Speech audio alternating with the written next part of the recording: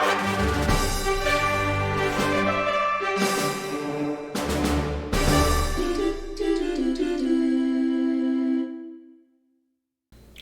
welcome in everybody. So in this video, I previously had created this indexing base, but I didn't put the dimensions on there. So in this video, I want to show you how to add the dimensions to the indexing base.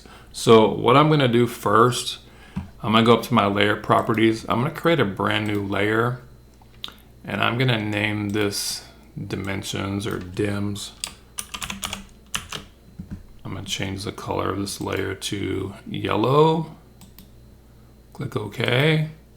The line type is continuous. The line weight, I'm going to change it. It doesn't need to be as dark as the object layer. So I'm going to make this kind of 0.25 millimeters.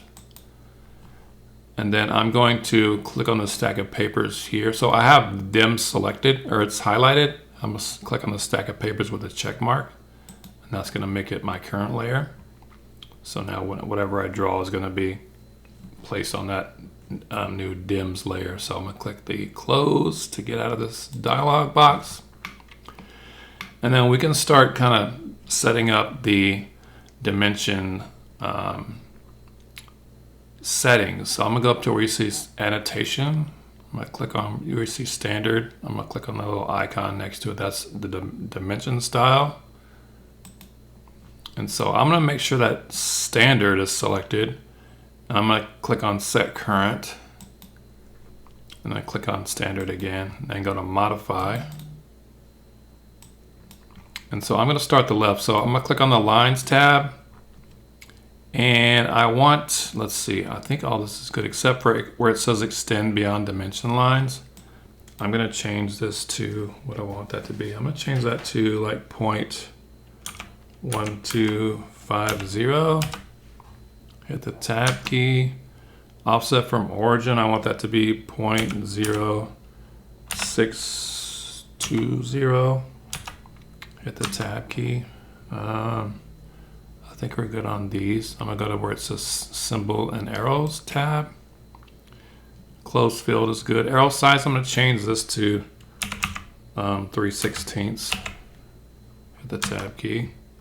Center marks is good. All that's good. Yeah, I think that's good. Go to text. And then for text height, I'm going to change this to 3/16.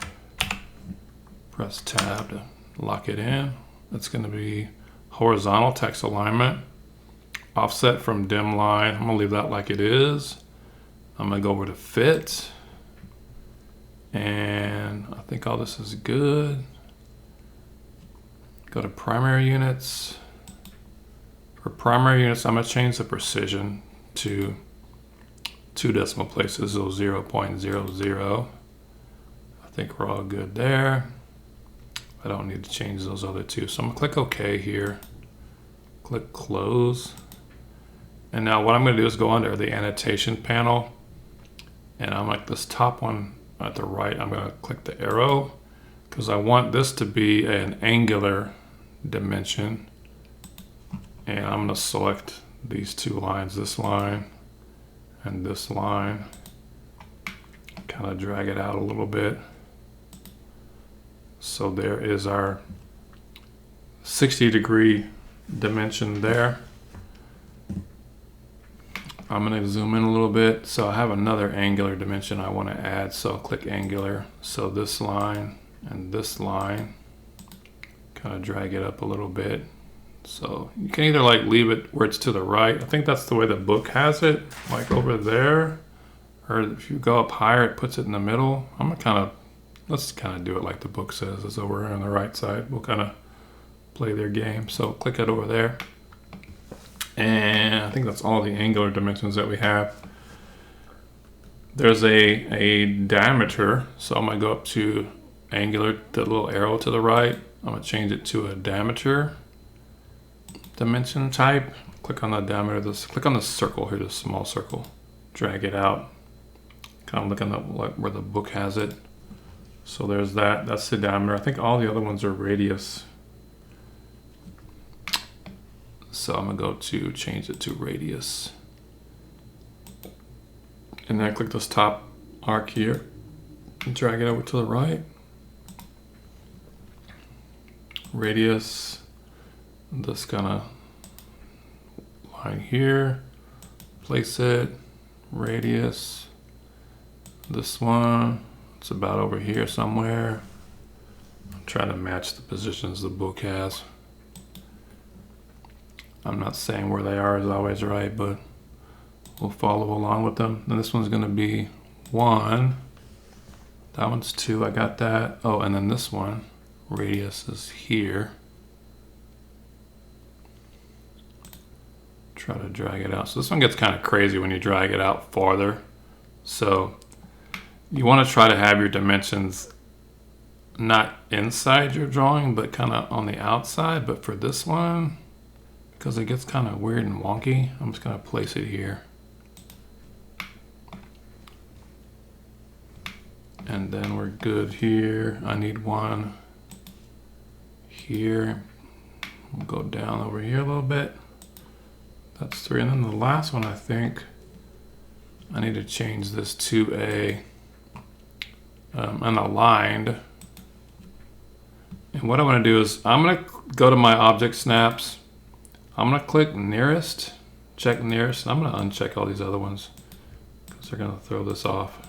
So I just want to have nearest checked. And then I'm going to pick this one, pick this one. Oh, that's not what I wanted to do. Let's do aligned. So here and here. You want that to be 1.5, like so. And I think we got them all. Let me just double check through here. We got those 2. There's one there. We got that. Yeah, I think that's all of them. So that's kind of how you add the dimensions onto your indexing base. So I hope that helped. And I'll kind of go through the other ones. I don't want to have to redo the whole videos just to add the dimensions on there. So what I'll do is I'll just make separate videos to add dimensions onto these other ones. But anyway, I hope that helped, and see you in the next video. All right, peace.